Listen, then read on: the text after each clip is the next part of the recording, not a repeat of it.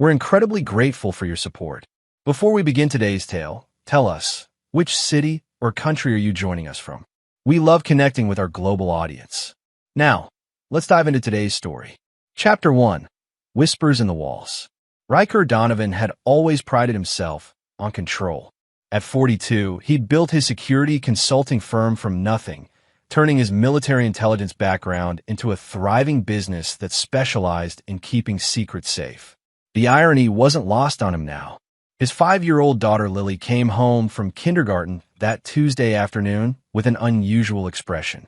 Her normally bubbly demeanor had vanished, replaced by a solemn intensity he'd never seen before. "Everything okay, Pumpkin?" Riker asked, kneeling to meet her eyes. Lily clutched her purple backpack to her chest. "Daddy," my friend said, "you must never tell your dad." Something cold settled in Riker's stomach. "About what?" She trembled and pointed toward the living room. "It's right there." Riker stood slowly, tension building between his shoulder blades. Their modern 2-story home in the suburbs of Portland had always been his sanctuary, particularly the living room with its wall of windows overlooking the garden his wife Brenna had meticulously cultivated over their 8 years of marriage. "Stay here," he instructed Lily, his voice dropping to the commanding tone he rarely used at home. The living room appeared normal at first glance.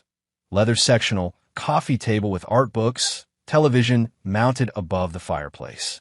Nothing seemed out of place, but Riker's training made him look deeper. He scanned methodically until he spotted it, a tiny reflection from behind the television.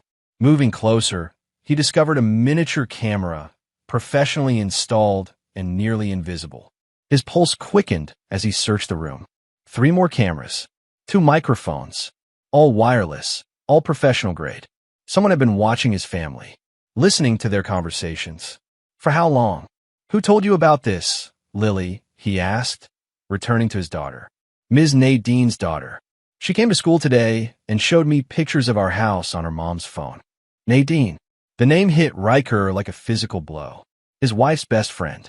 The same woman who had introduced Brenna to her personal trainer 7 months ago.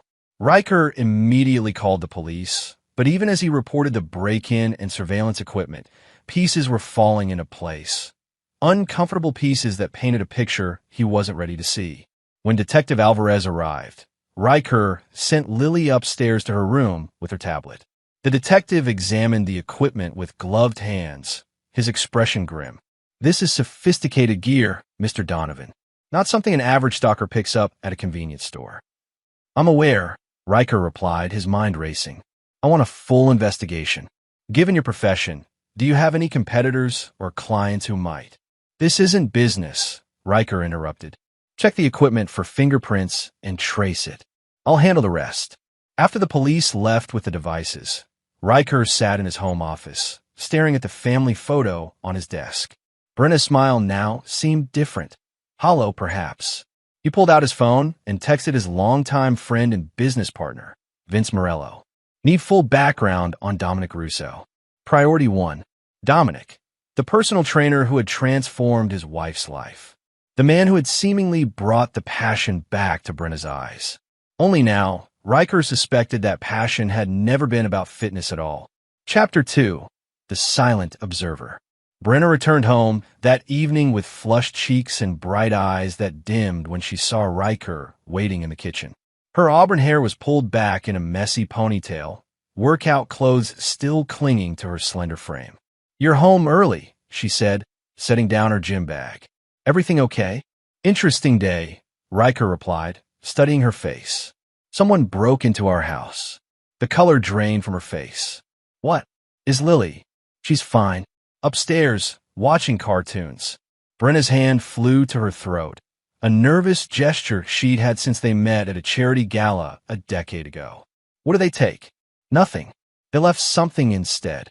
Riker watched her carefully. Surveillance equipment. Very professional. Hidden in the living room. Her eyes widened, but something about her surprise seemed rehearsed. "Oh my God, Ree, who would do that? That's what I'd like to know." He took a sip of his bourbon. "Funny thing is, Nadine's daughter showed Lily pictures of our house today. Pictures taken from inside." Brenna's expression shifted. Fear, guilt, calculation, before settling on confusion. That doesn't make sense. Why would Nadine? I thought you might help me figure that out. Riker stood, towering over her by nearly a foot. Along with why you've been lying about your training sessions with Dominic. I haven't. Don't. His voice cut like steel. The cameras have been recording for months, Brenna. The police have him now. It was a bluff, but it worked. Brenna collapsed onto a kitchen stool, her shoulders slumping in defeat. It's not what you think, she whispered. Enlighten me. Her story spilled out in fragments.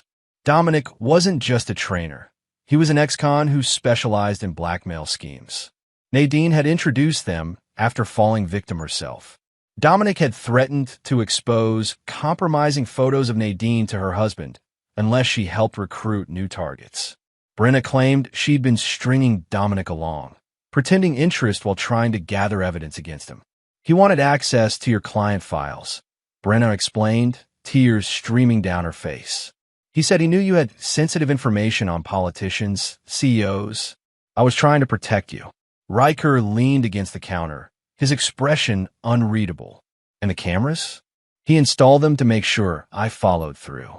I didn't know how to tell you without putting everything at risk. It was a compelling story, one that painted her as a victim, a protective wife caught in circumstances beyond her control. It might have worked on someone else. But Riker had spent his career reading people, detecting lies, and one crucial detail didn't align. When Lily had pointed to the living room, her fear had been genuine. She hadn't known about the cameras before today. If Brenna had been an unwilling participant, she would have discovered and removed the surveillance equipment immediately. I want to believe you, he said finally. Relief flooded her face. I was so scared, but I spoke with your sister this afternoon. The relief vanished, replaced by rigid panic. Brenna's sister Taylor had always been her confidant, the keeper of secrets since childhood. She didn't mean to tell me about the lake house rental, Riker continued, watching Brenna's expression crumble. She thought I already knew about your romantic getaways with Dominic, the ones that started 3 months before Nadine supposedly introduced you. Riker, please. I'm taking Lily to my mother's tonight. You have until tomorrow evening to move out. Brenna's composure shattered. You can't take my daughter.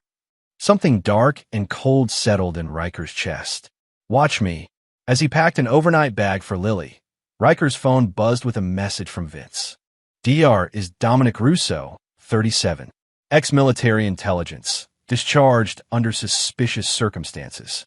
Specializes in corporate espionage. Has connection to Meridian Systems, your biggest competitor. The pieces locked into place. This wasn't just about an affair. Someone had deliberately targeted his family to get to his business, to the classified information he protected for his clients. And Brenna had been a willing participant. Chapter 3. Blood in the Water. Riker's mother lived in a modest bungalow 30 minutes outside Portland. At 70, Eleanor Donovan remained sharp as a tack, with the same steely resolve that had carried her through raising Riker alone after his father's death in combat. Something's wrong, she said the moment she opened the door to find Riker and Lily on her porch at 9 p.m. Sleepover at Grandma's, Riker announced with forced cheerfulness for Lily's benefit.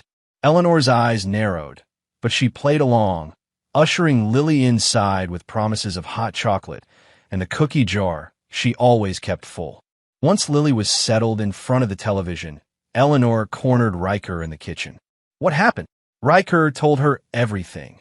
The cameras, Brenna's affair, the connection to Meridian Systems. His mother listened without interruption, her weathered hands wrapped around a mug of tea. What will you do? She asked when he finished. Legally? File for divorce, full custody. Eleanor studied her son's face. And the rest? A muscle twitched in Riker's jaw. They came after my family, Mom. They used my wife to try to steal classified information that could put lives at risk. And you won't let that stand. It wasn't a question. Eleanor Donovan knew her son, knew the quiet intensity he'd inherited from his father, along with a dangerously long memory for betrayal. I can keep Lily for as long as you need, she said simply. Just remember who you are. Riker kissed her forehead. I know exactly who I am. That night, as his daughter slept in his childhood bedroom, Riker made 3 calls. The first to his lawyer, initiating divorce proceedings, and an emergency custody order based on Brenna's involvement in illegal surveillance. The second call went to Vince. I need everything on Meridian Systems. Board members, financial records, current contracts. And I need to know who they're targeting in my client list. The third call was to a number he hadn't dialed in years. When a gruff voice answered, Riker spoke without preamble. It's Donovan. I'm calling in the debt. 2 days later, Riker sat across from his lawyer, Gabriela Reyes, reviewing the preliminary divorce documents. The evidence is strong, she said, sliding surveillance photos across the desk. The private investigator documented 6 meetings between your wife and Russo at the lake house. And the police report on the surveillance equipment gives us grounds for the emergency custody order. Will it be enough? Gabriela nodded. Temporary custody is already granted. Full custody will depend on the judge, but with a criminal investigation into corporate espionage, your wife will be fighting an uphill battle. And if she claims she was coerced, the timeline works against her. We have evidence of the relationship predating any supposed blackmail scheme. Gabriela hesitated. There's one more thing. Your wife has hired Winston Davies. Riker recognized the name. Davies was a shark, known for scorched earth divorce tactics. She's going to fight dirty, Gabriela warned. Let her. Riker gathered the photos. Just keep Lily safe and away from her. Everything else is secondary. When Riker returned to his mother's house that evening, a familiar truck was parked in the driveway. Inside, he found his former military commander, Colonel Reed Preston, playing checkers with Lily.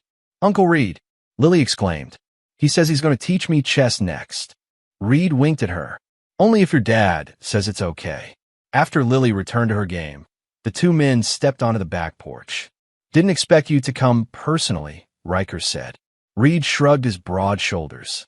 When you call on a 7-year-old debt, it gets my attention. Your message said it involves Meridian. They targeted my family to get to my clients. Reed's expression hardened.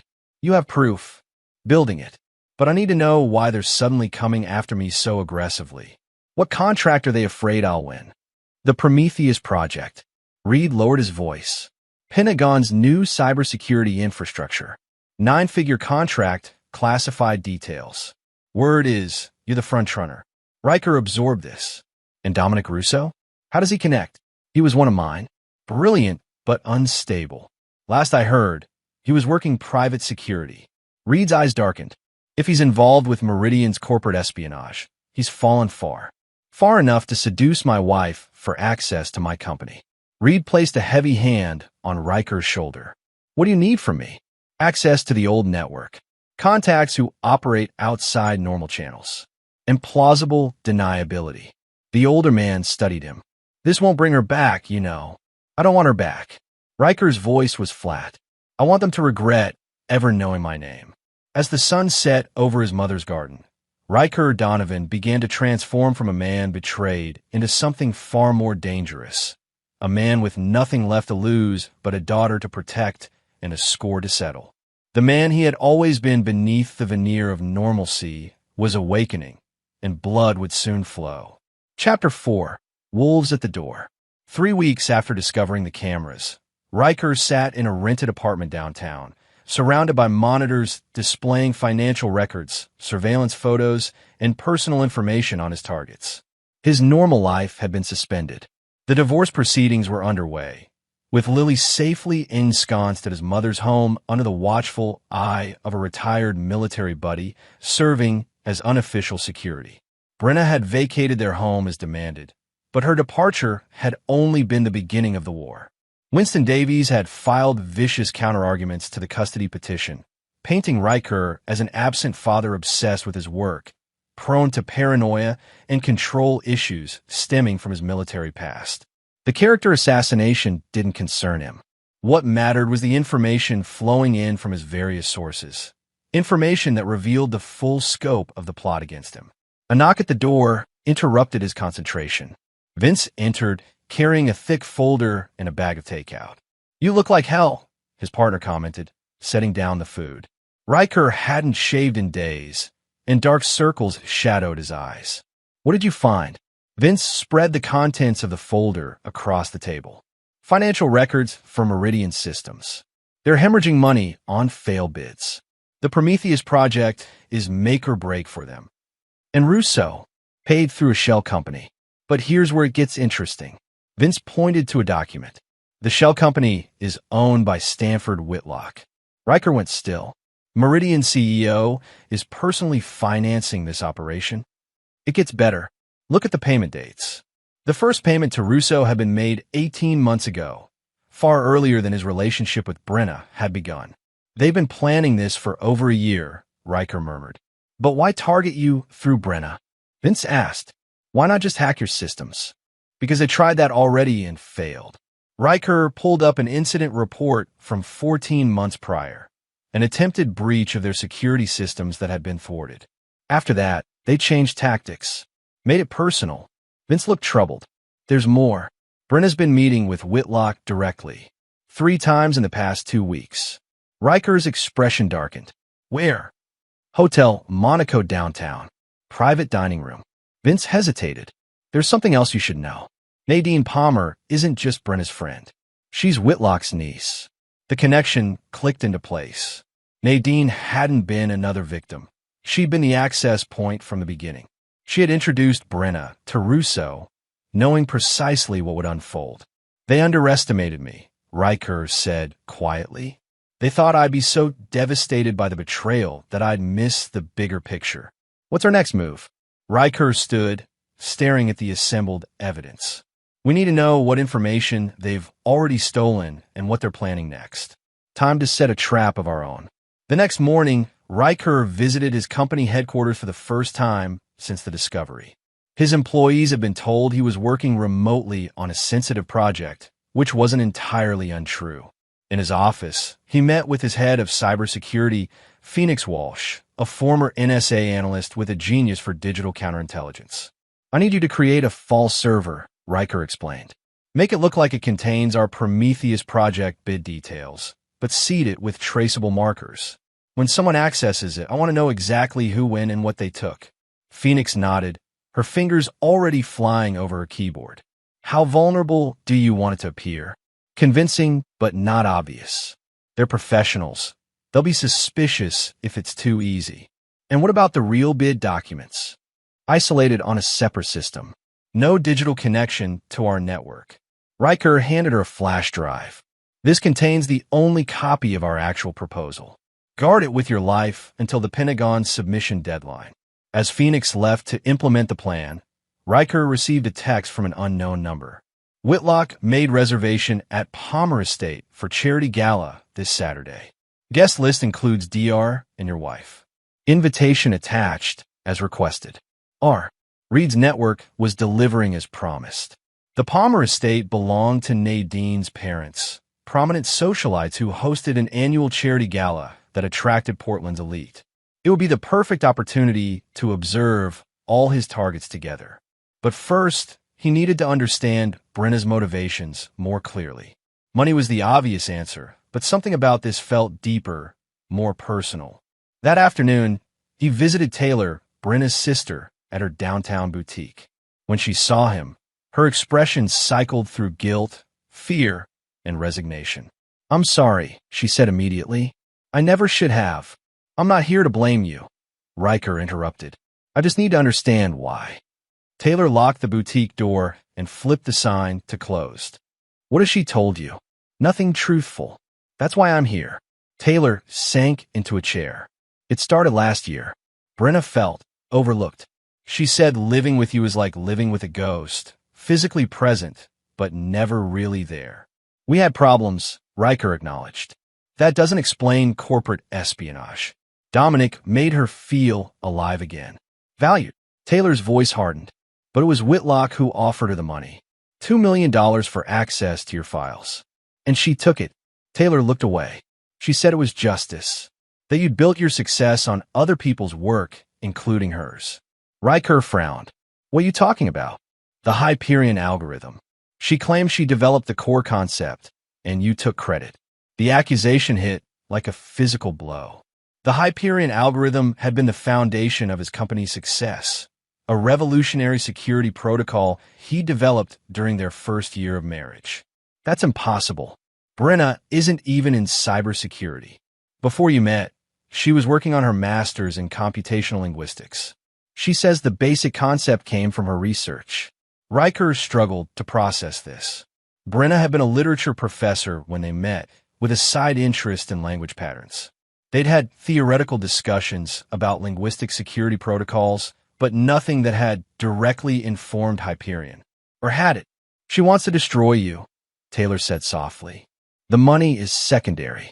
She believes you stole her future. As Riker left the boutique, pieces were rearranging in his mind. A personal vendetta complicated matters, made his opponents more dangerous. But it also presented opportunities. People driven by vengeance made mistakes, and he was counting on those mistakes. Chapter 5, Masks and Mirrors. The Palmer estate sprawled across 3 acres in Portland's West Hills, a testament to old money and careful cultivation of political connections. As Riker handed his keys to the valet, he felt the weight of the gun holstered under his tailored jacket, a precaution he hoped wouldn't be necessary. Inside, crystal chandeliers illuminated the gathering of Portland's wealthiest and most influential citizens. Riker moved through the crowd with practiced ease, accepting a flute of champagne and scanning faces. He spotted Brenna first. Her black gown clung to her curves, hair swept up to reveal the diamond earrings he'd given her for their 5th anniversary.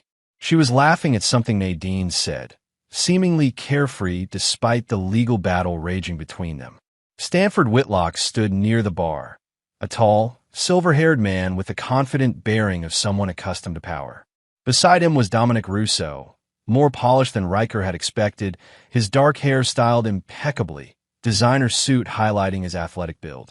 Seeing his wife's lover in person stirred something primal in Riker's chest, but he suppressed it. Emotion was a luxury he couldn't afford tonight.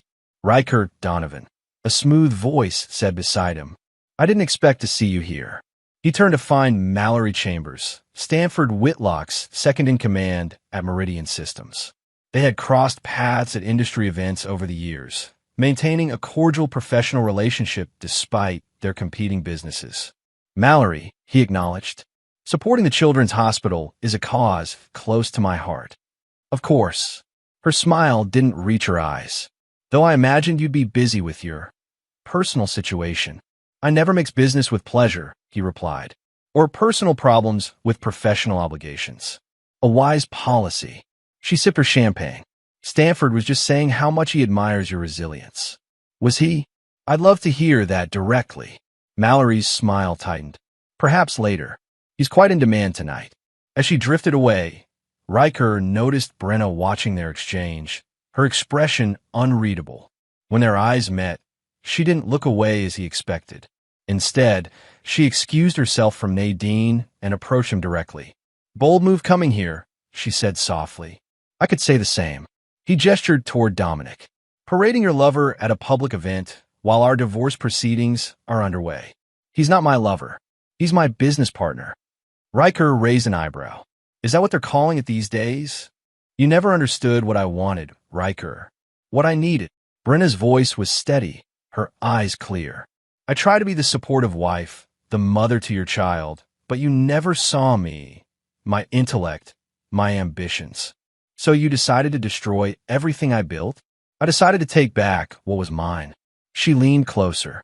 Hyperion was my concept, my research. You took it and built an empire while I played housewife. We collaborated on ideas. That's marriage, Brenna. But the algorithm itself was based on my linguistic pattern recognition thesis, the one you borrowed from my laptop. Her smile was brittle. Did you think I wouldn't notice? That I'd be content with a nice house and designer clothes while you claimed all the credit? Before Riker could respond, Stanford Whitlock appeared at Brenna's elbow. Mrs. Donovan, he said smoothly, you look ravishing tonight. It's Ms. Walsh again, she corrected. Or it will be soon. Whitlock turned to Riker, extending his hand. Donovan, surprised to see you here. Riker accepted the handshake, noting the excessive pressure Whitlock applied. I never missed the Palmer Gala. Nadine's parents have been friends for years. A flicker of uncertainty crossed Whitlock's face. Yes, well, Lovely to see you supporting the cause despite circumstances. He guided Brenna away with a proprietary hand at her waist. If you'll excuse us. As they walked away, Riker caught Dominic watching him with undisguised interest. The younger man raised his glass in a mocking toast before following Brenna and Whitlock toward a secluded corner of the ballroom. Riker circulated through the party for another hour, exchanging pleasantries with acquaintances while keeping his targets in peripheral vision. When Whitlock, Brenna, Dominic, and Nadine slipped away together toward the library, he gave them a 3-minute head start before following. The library door was ajar, voices drifting into the hallway. Riker positioned himself just outside, the miniature recording device in his pocket capturing every word. The honeypot worked better than expected, Whitlock was saying. Donovan hasn't suspected a thing. He's not stupid, Brenna countered. He knows more than he's letting on. But he doesn't know about the Prometheus data, Dominic interjected. Our source confirms the fake server is being monitored. He's trying to catch us in the act. Let him try, Whitlock chuckled. By the time he realizes what's happened, the contract will be ours, and his company will be finished. And my compensation? Brenna asked. $2 million is agreed, plus a director position at Meridian once the dust settles. Papers rustled. Sign here to formalize our arrangement. Riker had heard enough. He slipped away as silently as he'd arrived, the recording secure. It wasn't admissible in court, but confirmed his suspicions and revealed a critical detail. They had a source inside his company. Outside in the garden, Riker called Vince. They took the bait with a fake server, he said without preamble. But they have someone on the inside feeding them information. Any idea who? Not yet, but I'm initiating Protocol Judas. No one accesses any systems without biometric confirmation, effective immediately. That'll slow operations significantly, Vince warned. Better slow than compromised. And Vince? Move up our Prometheus submission. I want to deliver to the Pentagon tomorrow, not next week. That's cutting it close. It's ready, and it ensures they can't interfere. As Riker ended the call, he sensed someone approaching. Turning, he found Dominic Russo standing a few feet away, hands casually in his pockets. Beautiful night, Dominic commented, gazing up at the stars. Riker remained silent. She never loved you, you know, Dominic continued. She told me everything. How you stole her work. How you made her feel invisible. Is that why you seduced her? Professional courtesy between thieves. Dominic laughed. I didn't have to seduce her. She was more than willing after years of neglect. He stepped closer. Does it eat at you? Knowing she was in my bed while you were working late? That she told me your deepest secrets? Riker's expression remained impassive. Are you trying to provoke me, Russo? Make me cause a scene? Just making conversation. Dominic smiled. Brenna says you're incapable of losing control, that your emotions are locked away so deep, even you can't find them anymore. She may be right. For your daughter's sake, I hope so. Dominic's voice dropped. It would be a shame if Lily had to see her father completely unravel. The mention of his daughter sent ice through Riker's veins, but he betrayed nothing. Threaten my daughter again, and you'll discover exactly what I'm capable of. Dominic's smile widened. There he is, the real Riker Donovan. The one Brenna always feared was hiding beneath the surface. As Dominic sauntered back toward the house, Riker remained motionless, his mind calculating. The trap was set, but now he realized the stakes were even higher than he'd imagined. This wasn't just about a contract or stolen research. It was about his daughter, his legacy, and a monster they thought they could unleash for their own purposes. They would soon learn their mistake. Chapter 6, The Betrayer Unmasked. The following Monday, Riker assembled his core team in a secure conference room at his company headquarters. Security had been doubled, and every employee had undergone emergency biometric verification over the weekend. Someone in this building is feeding information to Meridian Systems, he announced without preamble.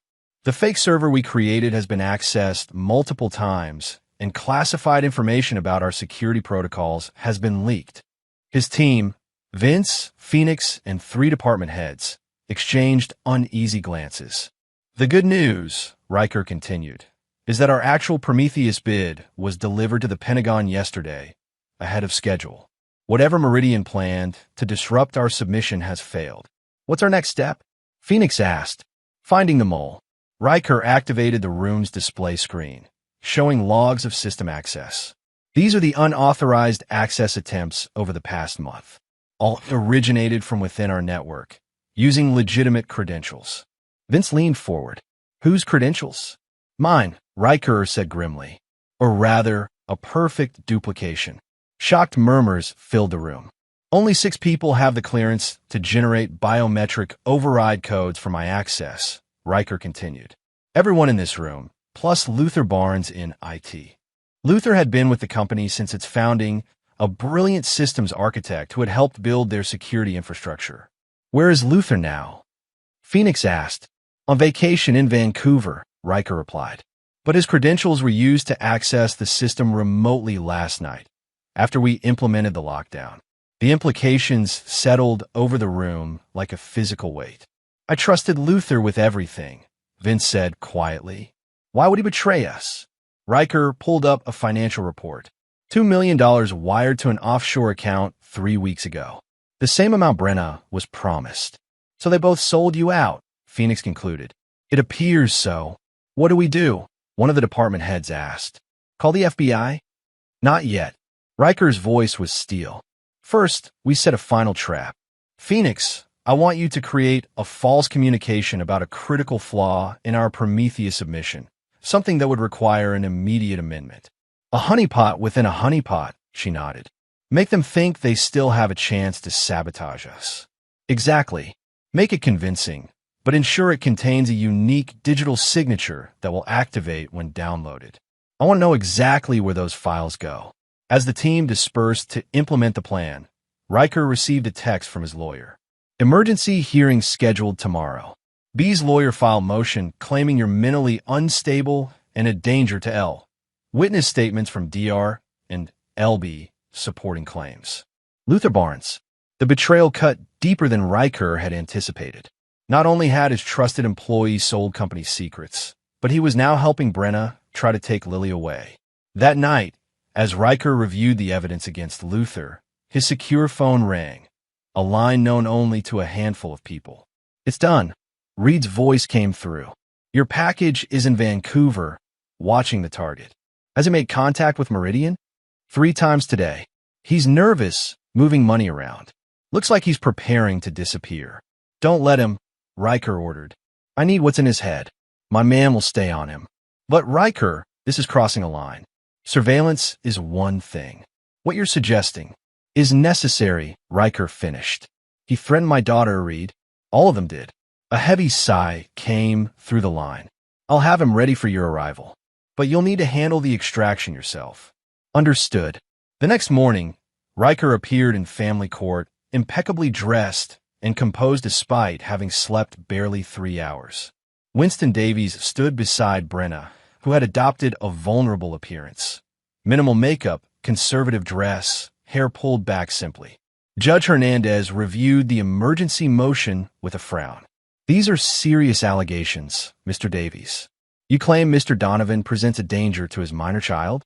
We have evidence that Mr. Donovan has become increasingly unstable since discovering his wife's alleged infidelity, Davies answered smoothly. Witnesses report threatening behavior, obsessive surveillance, and concerning statements regarding his intentions toward Ms. Walsh and her associates. Gabriela Reyes, Riker's lawyer, stood. Your Honor, these claims are not only false but demonstrably malicious. Mr. Donovan is a respected businessman with no history of violence or instability. The timing of this motion is suspect, coming immediately after Ms. Walsh was documented engaging in corporate espionage against my client's company. Judge Hernandez raised an eyebrow. Corporate espionage? That is serious counter-allegation, counselor. One supported by evidence, Gabriela replied, presenting a file. This contains financial records showing payments from Meridian Systems to Ms. Walsh and her paramour, Mr. Russo, as well as documentation of unauthorized access to Mr. Donovan's company systems. This is outrageous, Davies sputtered. My client is the victim here. Your Honor, Gabriella interrupted. We've also included a sworn statement from Detective Alvarez regarding the surveillance equipment found in Mr. Donovan's home. Equipment Ms. Walsh now admits to having knowledge of. This constitutes a criminal violation of privacy laws. Judge Hernandez reviewed the documents, her expression growing more severe. Mr. Davies, did you review these financial records before filing your motion? Davies hesitated. Your Honor, regardless of any business disagreements, Mr. Donovan's behavior toward his wife has been entirely appropriate given the circumstances, Gabriella finished. My client discovered his wife's betrayal not only of their marriage but of his company and clients. Despite this, he has acted with restraint and through proper legal channels. The judge studied both parties carefully before speaking. The emergency motion is denied. Primary physical custody remains with Mr. Donovan pending the final custody hearing. Ms. Walsh will have supervised visitation only at this time. Brenna's face crumpled, tears spilling down her cheeks. Please, Your Honor, Lily needs her mother. Ms. Walsh, Judge Hernandez cut in. I suggest you consider your legal position very carefully. These documents suggest criminal activity that could impact your parental rights permanently. As court adjourned, Riker caught Brenna's gaze across the room. For a moment, her mask slipped, revealing not sorrow but pure hatred. Outside the courthouse, Gabriella pulled Riker aside. That was too easy. Davies is smarter than this. He wouldn't file a motion without stronger evidence. They're desperate, Riker replied. The Prometheus bid deadline is tomorrow. They're running out of time to stop our submission. Be careful, Gabriella warned. When desperate people fail, they become dangerous. That afternoon, Phoenix burst into Riker's office, her expression grim. The honeypot worked. Someone downloaded the fake critical flaw document an hour ago. Luther, she shook her head. His credentials were used, but the access came from inside this building. Riker went still. Ooh, the executive bathroom on this floor. Someone used a device that spoofed Luther's biometrics. Only 5 people had access to that bathroom. Riker, Vince, and 3 senior executives. Lock down the building, Riker ordered. Full security protocol. No one leaves until we find who did this. For hours later, as evening descended, Riker stood in the company's security center, watching surveillance footage with Phoenix. They had identified the time window when the bathroom was accessed, but the hallway camera had experienced a 3-minute glitch during the critical period. This was professional, Phoenix muttered. They knew exactly how to bypass our systems. Riker's phone buzzed with a message from Vince. Missing backup drive from safe. Need to talk privately. Meet me in the parking garage. I need to step out, Riker told Phoenix. Keep analyzing the footage. The parking garage was dimly lit and nearly empty at 9 p.m.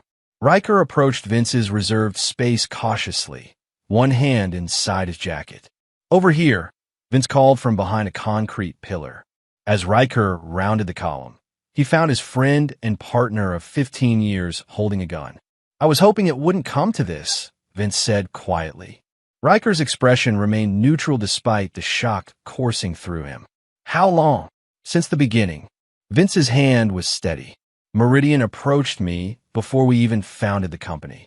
They wanted someone on the inside for the long game. 15 years is a very long game. Vince shrugged. The money was good, and I never thought you'd actually succeed the way you did. You were supposed to be a stepping stone, someone whose ideas I could funnel to Meridian. But I exceeded expectations. By a long shot. That Hyperion algorithm changed everything. Vince's expression hardened. We needed to discredit you, take you down personally and professionally. Brenna was an opportunity too perfect to ignore. You introduced her to Dominic, Riker realized. You orchestrated the whole thing. She was receptive, felt undervalued. All I did was open a door. Vince gestured with the gun. The backup drive, Riker. Where is it? What backup drive? Don't play dumb. The one with the real Prometheus submission.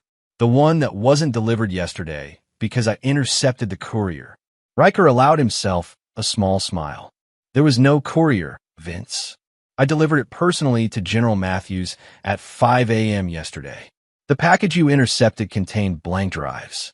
Confusion, then fury crossed Vince's face. You suspected me. I suspected everyone. That's why I'm still alive. Riker took a step forward. The question is, what happens now? Now I finish this. Vince raised the gun higher. Nothing personal, partner. Just business. You won't shoot me, Riker said calmly. No. Vince's finger tightened on the trigger.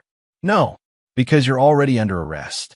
On cue, lights flooded the garage as FBI agents emerged from hiding places, weapons trained on Vince. Federal agents. Drop your weapon. Agent Samuel shouted. Vince's face contorted with rage. You son of a... I recorded everything, Vince, Riker interrupted. Your confession, your threats. It's over. As the FBI took Vince into custody, Agent Samuels approached Riker. We have enough to move on Meridian Systems now. Whitlock, Russo, all of them. And my wife.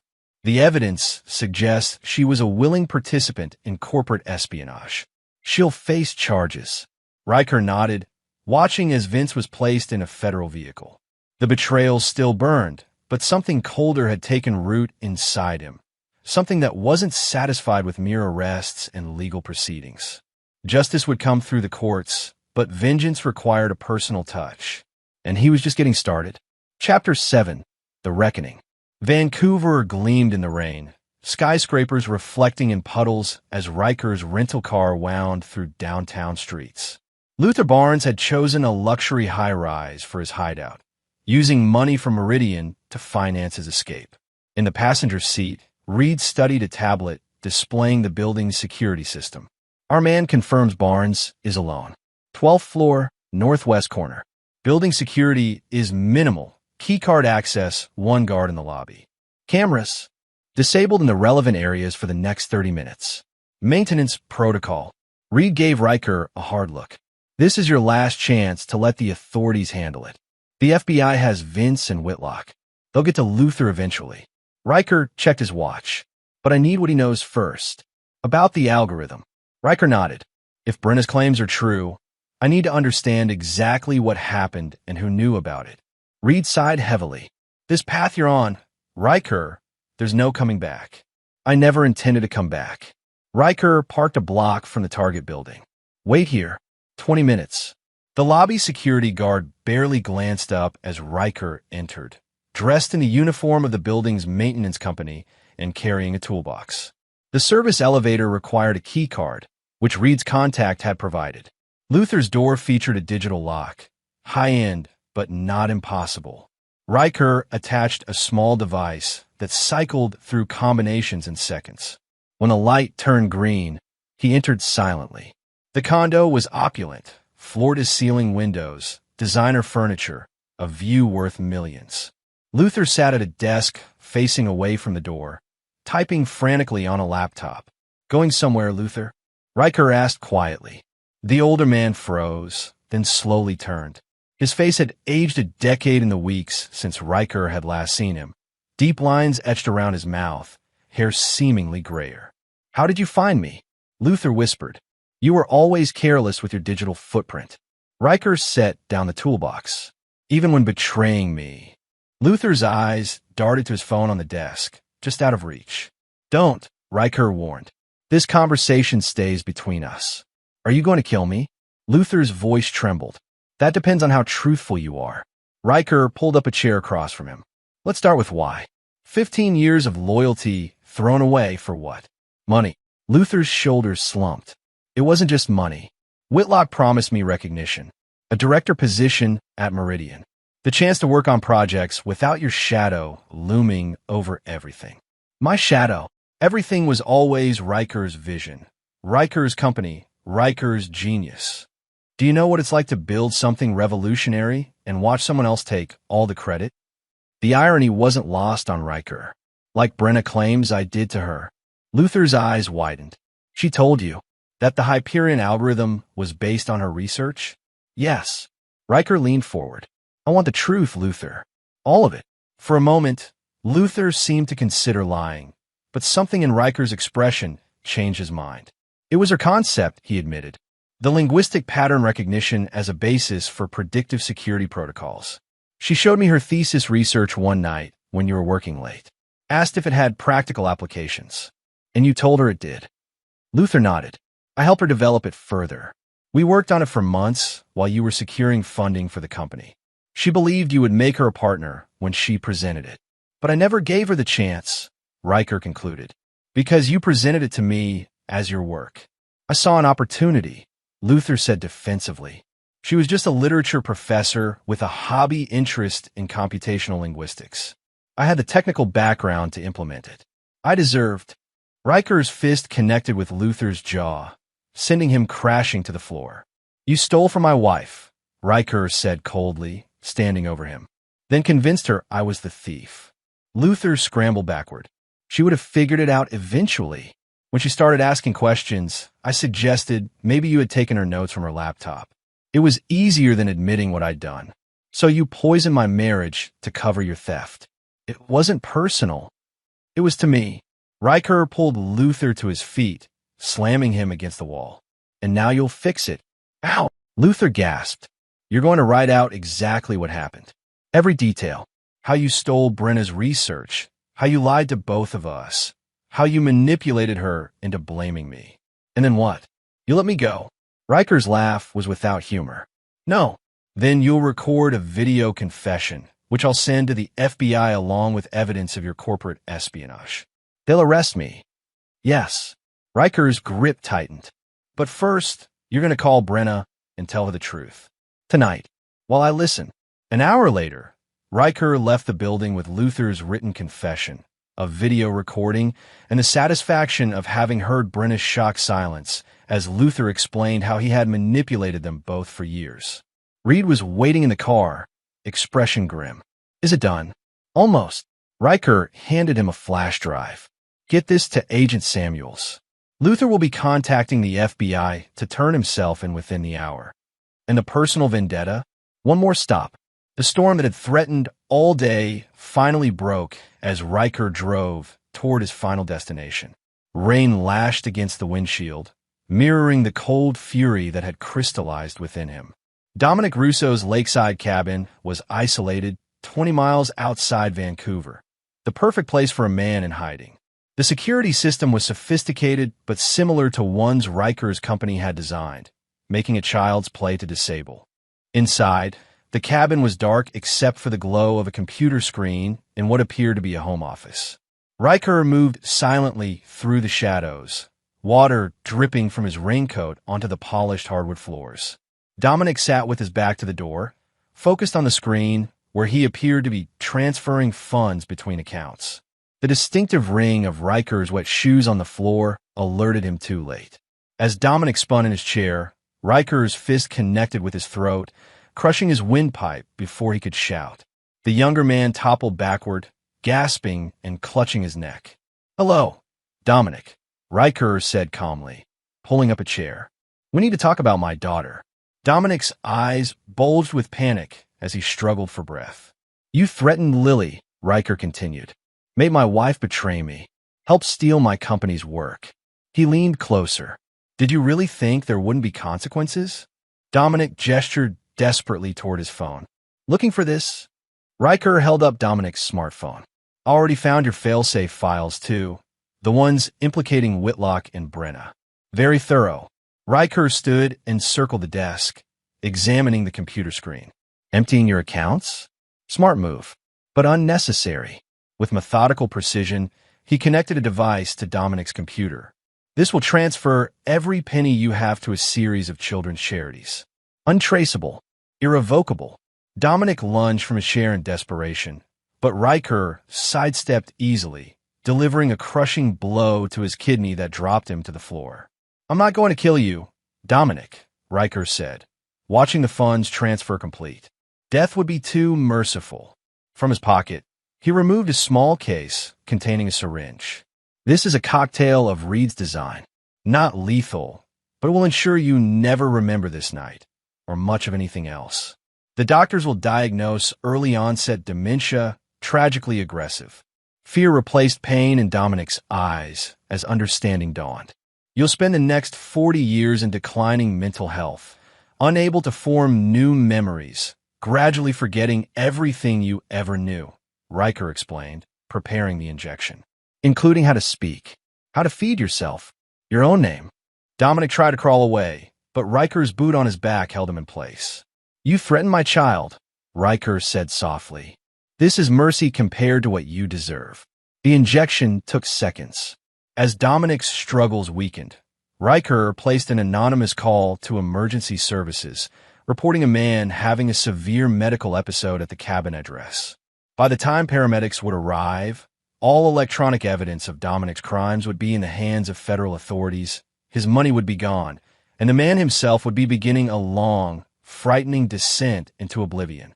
As Riker disappeared into the storm, he felt neither satisfaction nor remorse, only the cold certainty that justice, as he defined it, had been served. Chapter 8. Blood and Truth. 1 month after the arrests of Stanford Whitlock and Vince Morello for corporate espionage, Riker sat across from Special Agent Samuels in a quiet corner of a Portland cafe. The case is airtight, Samuels reported. Whitlock is cooperating, offering testimony against everyone involved in exchange for a reduced sentence, including my wife, especially her. According to Whitlock, she was the architect of the entire operation. Samuels slid a file across the table. These are excerpts from his statement. I thought you should see them privately before they become public record. Riker read in silence, his expression unchanging as he absorbed details of Brenna's role. According to Whitlock, after discovering Luther's theft of her research, Brenna had contacted Meridian Systems directly, offering information about Riker's company in exchange for revenge. She approached them 2 years ago, Riker noted, while we were still seemingly happy. Samuels nodded grimly. Whitlock claims she was playing the long game. The affair with Russo was calculated from the beginning, a way to gather information while ensuring you would be emotionally devastated when it was revealed. And my daughter was using her part of the plan too. According to Whitlock, involving your daughter was Russo's idea. They wanted to ensure you couldn't think clearly, that you'd be too consumed by personal betrayal to see the corporate espionage. Riker closed the file. What happens to Brenna now? She's looking at 15 to 20 years for conspiracy, corporate espionage, and wire fraud. Samuels hesitated. Her lawyer has approached us about a deal. She's offering information about other operations Meridian ran against competitors. In exchange for what? Reduced charges. Possibly as little as 5 years with good behavior. Something cold settled in Riker's chest. 5 years. And then she could petition for custody of Lily again. Potentially. Samuels studied him carefully. The prosecutor is inclined to take the deal. The information she's offering could break open several other cases. Riker nodded thoughtfully. I understand. Thank you for the courtesy of informing me. As Samuels left, Riker remained at the table, turning his coffee cup slowly between his palms. The legal system would punish Brenna, but not severely enough. Not for someone who had weaponized their child in a vendetta. His phone buzzed with a text from an unknown number. Package delivered to B's lawyer, as instructed. Timer set for 48 hours. Riker allowed himself the smallest smile before deleting the message. 2 days later, Riker received an urgent call from Gabriela Reyes. Winston Davies just contacted me, she said without preamble. Brenna is withdrawing her custody petition and offering full permanent custody to you, with no visitation rights for herself. Riker feigned surprise. Why the sudden change? Davies wouldn't say exactly, but he indicated she received compelling evidence that changed her position. Gabriella sounded suspicious. Riker, what did you do? I simply ensured my daughter's safety, he replied. Will you draw up the paperwork? It's already done. Davies is bringing Brenna to sign this afternoon. The custody transfer took place in Gabriella's office, with a notary present to witness. Brenna entered wearing a prison jumpsuit, handcuffed and escorted by 2 federal agents. Her normally perfect appearance was disheveled, eyes hollow and skin sallow under the fluorescent lights. When she saw Riker, something like fear flickered across her face before her expression hardened into resignation. The documents are straightforward, Gabriella explained. Mrs. Donovan relinquishes all parental rights and agrees never to contact Lily again, now or upon release from incarceration. Winston Davies looking deeply uncomfortable, nodded. My client understands the terms and is prepared to sign. As Brenna was uncuffed to sign the papers, she looked directly at Riker. You won, she said softly. Isn't that enough? This isn't about winning, Riker replied. It's about protecting our daughter. From me? Or from the truth? From having a mother who used her as a pawn in a revenge scheme. Brenna's hand trembled as she signed her name. I never meant to hurt Lily. But you did. And you would again, given the chance. Once the documents were complete, the federal agents prepared to escort Brenna back to custody. At the door, she paused. The recording you sent, she said quietly. How did you get it? Riker maintained a neutral expression. I don't know what you mean. You know exactly what I mean. Her voice dropped even lower. Dominic would never have said those things willingly. What did you do to him? Nothing he didn't deserve. Something like fear, real fear, flashed in Brenna's eyes. I underestimated you. Everyone did. After she was gone, Gabriella turned to Riker with concern. What recording was she talking about? I have no idea, he lied smoothly. The important thing is that Lily is protected now. What Gabriella didn't know, what no one needed to know, was that the package delivered to Brenna's lawyer had contained a recording of Dominic Russo, apparently drunk and unguarded, detailing his plans to use Lily as leverage against Riker once he and Brenna were together. The recording contained graphic descriptions of how he would manipulate and potentially harm the child if necessary. The recording had been entirely fabricated using advanced voice synthesis technology from one of Riker's government clients. Technology not yet known to the public. But it had served its purpose. Brenna, believing her lover capable of threatening her child, had chosen to remove herself from Lily's life permanently rather than risk Dominic gaining access to her daughter after prison. That evening, Riker visited his mother's house to share the news. Lily was already asleep, exhausted from an afternoon of baking cookies with her grandmother. It's done, he told Eleanor, accepting a glass of whiskey. Brenna signed away all parental rights. Eleanor studied her son's face. And how did you manage that miracle? Does it matter? To me? No. She sank into her armchair. But someday Lily will ask questions. She'll want to know why her mother abandoned her. I'll tell her the truth. That her mother chose revenge over family. And your part in all this? Riker sipped his whiskey. I protected my daughter. I have no regrets. Eleanor nodded slowly. The man who came to see you yesterday, the one with the military bearing who wouldn't come inside. Was that Reed? Yes. I remember him from your father's funeral. He mentioned something about Vancouver. Riker's expression remained neutral, just tying up loose ends. Eleanor didn't press further, but her eyes held a knowing sadness. When will you bring Lily home? Next week. The security system at the new house will be finished by then. New house. I sold the old one. Too many memories. Riker stared into his glass. Too many eyes had been inside it. Eleanor reached over to take his hand. Don't lose yourself in this, son. Lily needs her father, the real one, not just the protector. I'm still me, Mom.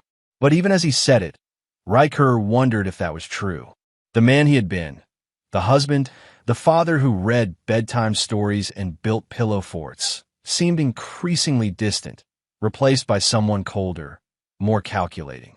Later that night, as Riker checked on his sleeping daughter, his phone buzzed with a message from Agent Samuels.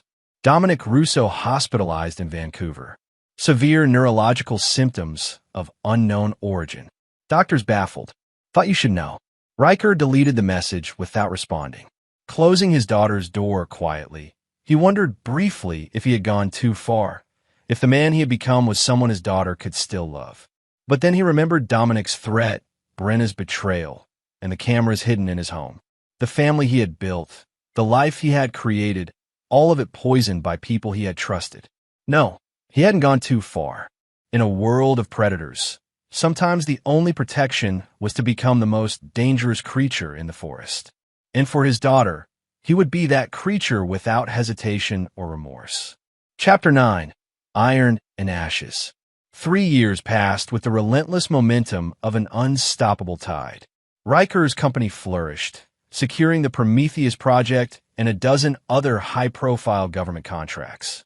With Meridian Systems dismantled following the espionage scandal, Competition in the sector had diminished significantly. Riker had rebuilt his life with methodical precision.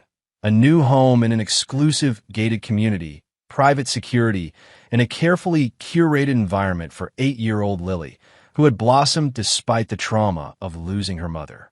On this particular autumn afternoon, Riker sat in his home office reviewing quarterly reports when his secure line rang, a number only 5 people possessed. "Donovan," he answered. "It's Samuels." The FBI agent's voice was tight. "Brenna Walsh is being released next week.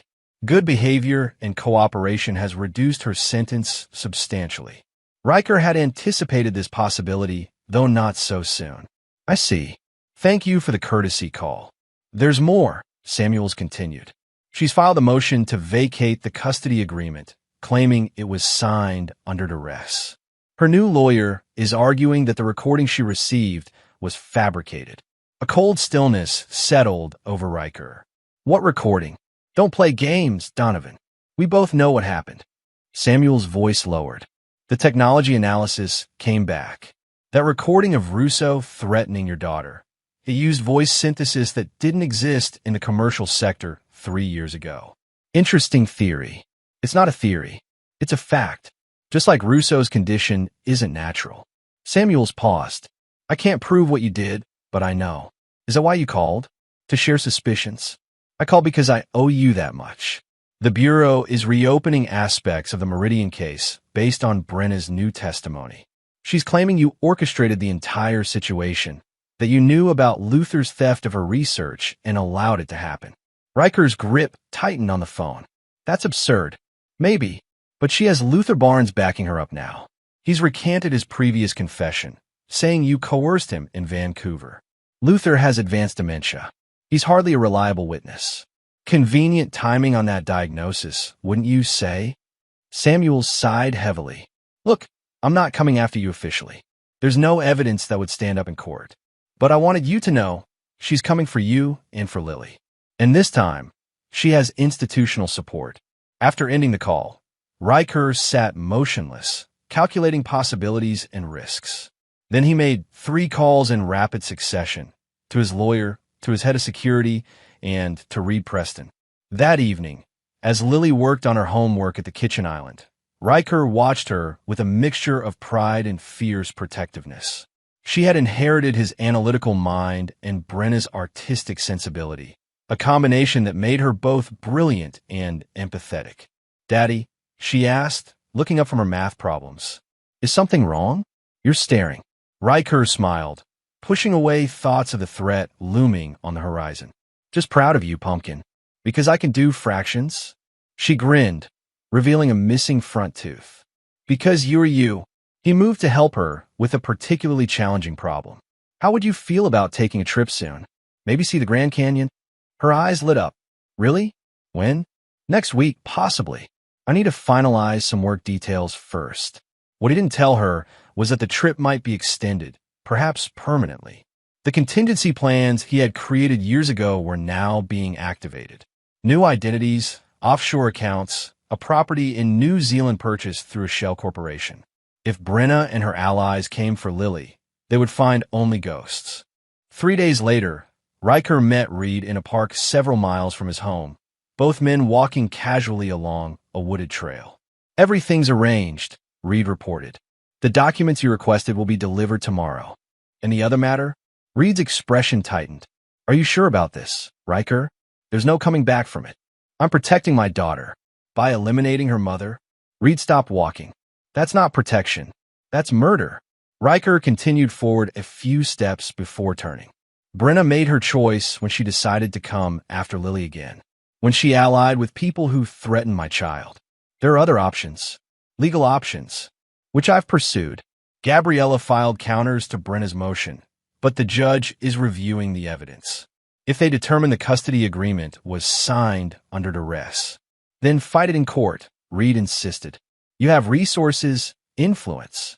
Brenna was convicted of federal crimes, and now she's being portrayed as a whistleblower who was framed by her vengeful ex-husband. Riker's voice hardened. "I won't risk Lily becoming collateral damage in a protracted legal battle. I won't watch her be used as a pawn again." Reed studied his former subordinate with growing concern. The man I knew, the man who served under me, understood limits, boundaries that shouldn't be crossed. That man died the day he found cameras in his living room. Riker stepped closer. Are you helping me or not? After a long moment, Reed nodded reluctantly. The access codes for the federal witness housing will be included with the documents. But Riker, this is the last time. After this, we're done. Understood. As Reed walked away, Riker felt a familiar coldness settling over him. The detachment that had become his armor over the past 3 years. He had eliminated threats to Lily before. Brenna was simply one more. But that evening, as he tucked his daughter into bed, doubt crept in for the first time in years. Daddy, Lily asked sleepily. What was Mommy like? Before she went away. The question caught him off guard. They rarely discussed Brenna, by unspoken mutual agreement. She was... Riker searched for words that weren't lies, but wouldn't taint his daughter's image of her mother. She was brilliant, creative. She could see patterns in things that most people missed. Like me? Lily asked hopefully. Yes. He smoothed her hair. Very much like you. Do you think she misses me? The innocent question struck like a physical blow. I'm sure she does, Pumpkin. After Lily fell asleep, Riker stood at the window of his study, staring out at the manicured lawn illuminated by security lights. The irony wasn't lost on him. He had become what he had once hunted, someone willing to cross lines that should never be crossed. His phone buzzed with a text from his security chief. BW spotted at hotel downtown. Appears to be alone. Surveillance confirms she visited courthouse today. Brenna was already in Portland, already making moves to reclaim Lily. Time was running out.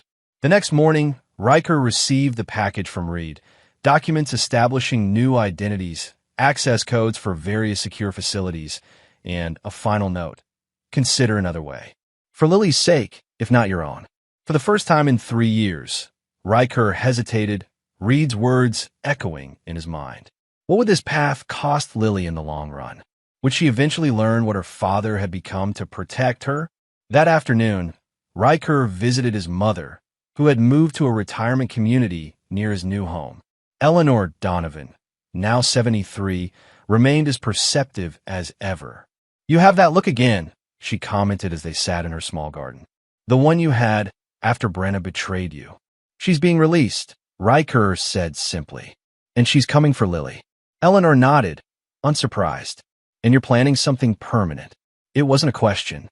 I'm protecting my family. By becoming someone your daughter wouldn't recognize? Eleanor's voice was gentle but firm. Riker, I've watched you these past 3 years.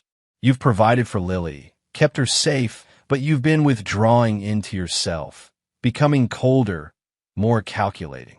I had to. No. Eleanor took his hand. You chose to, and now you're at a crossroads again. What would you have me do? Let Brenna take her? Let her use Lily as a weapon? I would have you remember who you are, who your father was. Eleanor's eyes filled with tears. He fought to protect, not to destroy, even when it cost him everything. Riker looked away. That man died years ago. Then perhaps it's time to resurrect him. Eleanor squeezed his hand. For Lily, for yourself. That night, as Riker sat in his car outside the federal witness housing complex where Brenna was staying, the weight of his mother's words settled around him. The access code Reed had provided would get him inside. The untraceable poison in his pocket would make her death appear natural. A tragic but unsuspicious end for a woman with no known enemies. He had planned every detail, as he always did. But for the first time in years, execution faltered. His phone buzzed with a text from an unknown number. I know you're out there. Room 212. Doors unlocked. Let's talk before we both do something irreversible. B. Riker froze, instinct screaming that it was a trap. But curiosity, or perhaps something deeper, propelled him forward.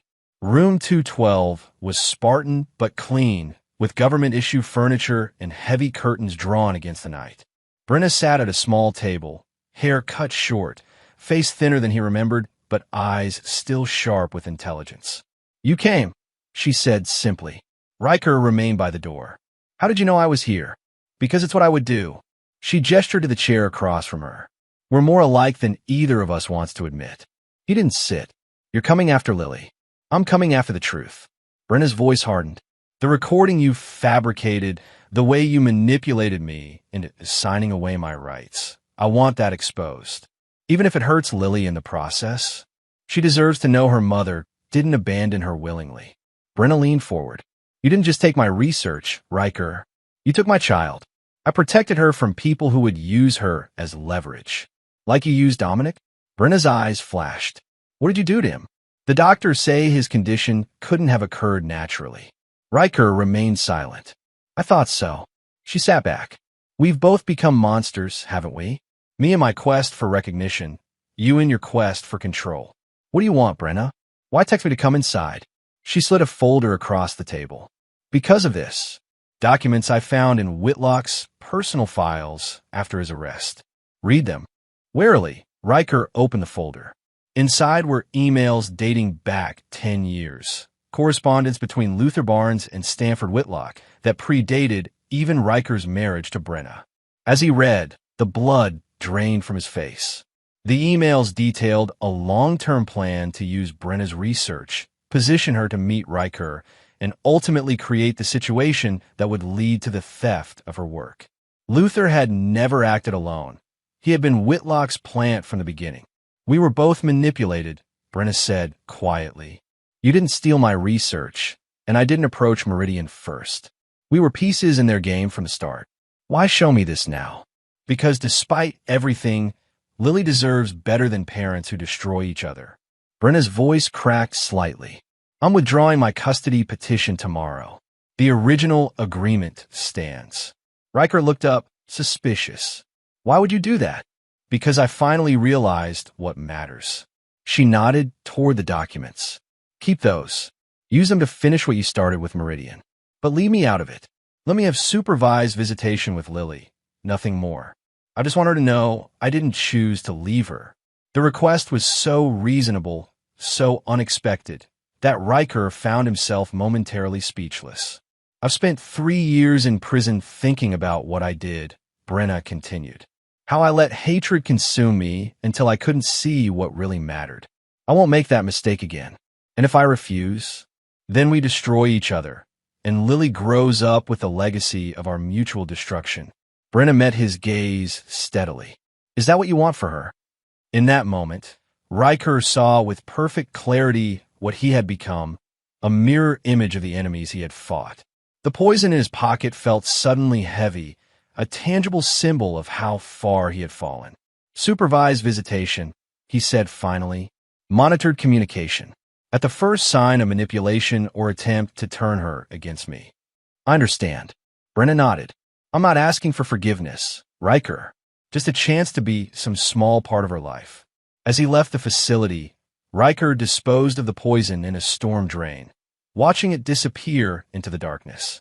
The cold certainty that had driven him for years had been fractured, not by compassion for Brenna, but by the realization that vengeance had nearly cost him the last remnants of his humanity.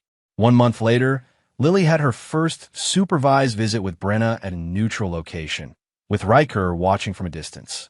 Their daughter's joy at seeing her mother again was tempered by understandable caution, but the interaction remained positive. Later that evening, as Riker helped Lily prepare for bed, she asked hesitantly, "Does Mom hate you? Is that why you never talk about her?" Riker considered his answer carefully. We hurt each other very badly, Pumpkin. Sometimes adults make terrible mistakes when they're angry or scared. Like when I broke Jessica's doll because she wouldn't let me play with her. He smiled despite himself. Something like that, but much bigger. The important thing is that we both love you, even if we can't be a family together anymore. Will I see her again? Yes, if that's what you want. Lily nodded solemnly. I think it is. But you're still my favorite, Daddy. After tucking her in, Riker stood in the hallway, the weight of the past 3 years settling around him. He had nearly lost himself to vengeance, had crossed lines he had once believed inviolable. His phone buzzed with a text from Reed. Herbie withdrew the petition. Does this mean we're standing down? Riker considered the question. The documents Brenna had provided opened new avenues for justice against those who had manipulated them both. Whitlock and his remaining allies could still be held accountable through legal channels. Yes, he replied. For now, the man who had contemplated murder a month ago hadn't disappeared entirely. He remained vigilant, ruthless when necessary, unwilling to forgive those who threatened his family. But the cold emptiness that had threatened to consume him had receded. For Lily's sake, and perhaps for his own, Riker Donovan had chosen a different path. Not forgiveness, but a controlled peace. Not weakness, but the strength to walk away from the abyss. And if that peace was ever threatened again, the monster would still be there, waiting just beneath the surface, ready to protect what was his at any cost. And there you have it. Another story comes to an end. What did you think? I'd love to hear your thoughts in the comments below. If you enjoy this story, consider joining our community by subscribing. It means the world to us. For more stories like this one, check out the recommended videos on screen. And I'll see you there.